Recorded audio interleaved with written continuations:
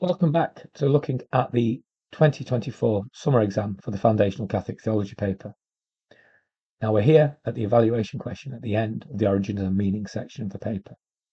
Now you'll notice that there's a few little bits highlighted and a few indications of where I'm going to go in my answer. If you're wondering what these are, go back onto the channel and find the exam hack section where I've explained how to go about answering these questions.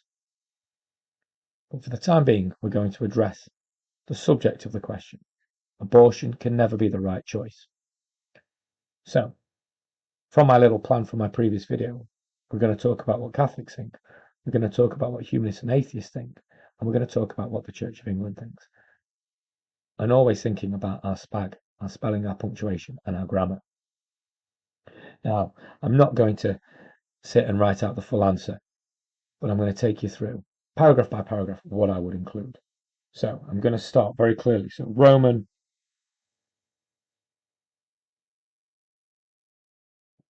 Catholics agree with the statement.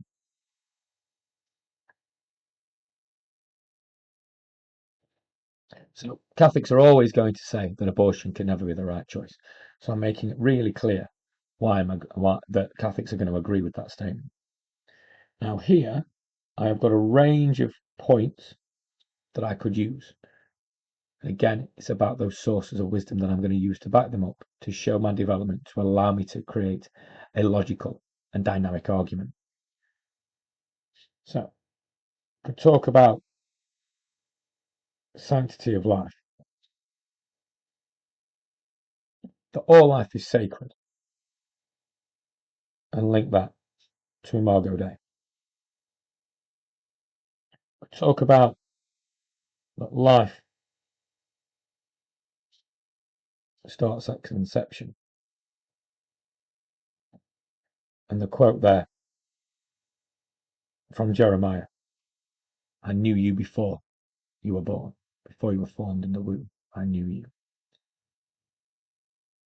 Then got the idea that life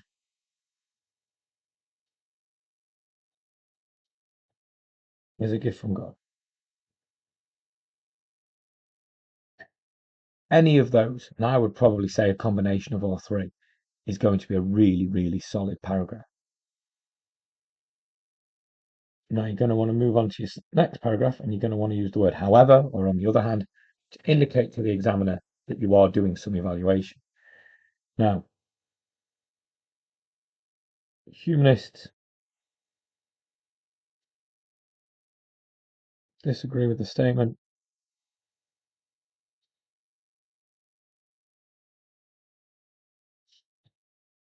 because. And here you've got a number of fairly straightforward points you can include, but again, you need to ensure that you are explaining them so that your evaluation makes sense. So, humanists are generally going to be pro-choice. You've got Peter Singer and his view on speciesism, his view on the ability to use reason. So he's going to look certainly at a fetus and say that it's not a human, it's not got personhood, so therefore abortion is going to be acceptable. It's going to look again at the rights of the mother.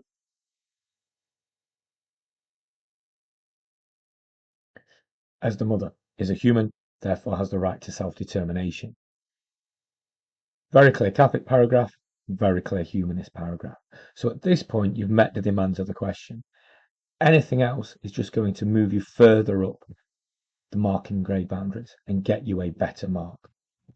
So we're going to finish with second, however, to show further evaluation. The Church of England agree, but believe in certain cases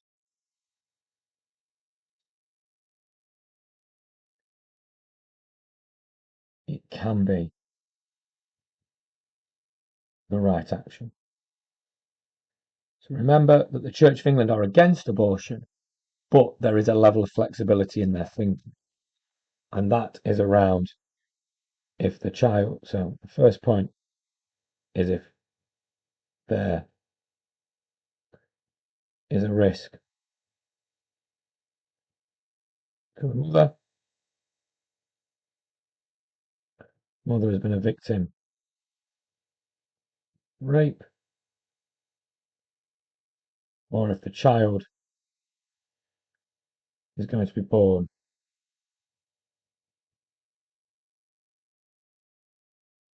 with an illness or disability, something life limiting, where perhaps the most loving action would be to spare that child a life of suffering. So the key thing, looking at this overall plan for this answer, start with your strong Catholic paragraph, humanist paragraph, so you've met the demands of the question, and then a third paragraph, which is going to move you further up those marking boundaries.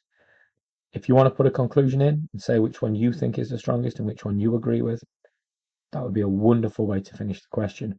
But as long as you've shown evaluation all the way through, it is not a prerequisite that you need a conclusion. So hopefully you found this structure helpful.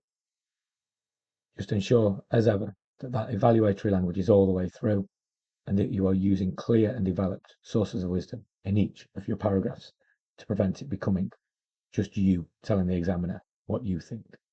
It requires religious literacy, it requires sources of wisdom, and it requires you to show and demonstrate an understanding and an application of those views.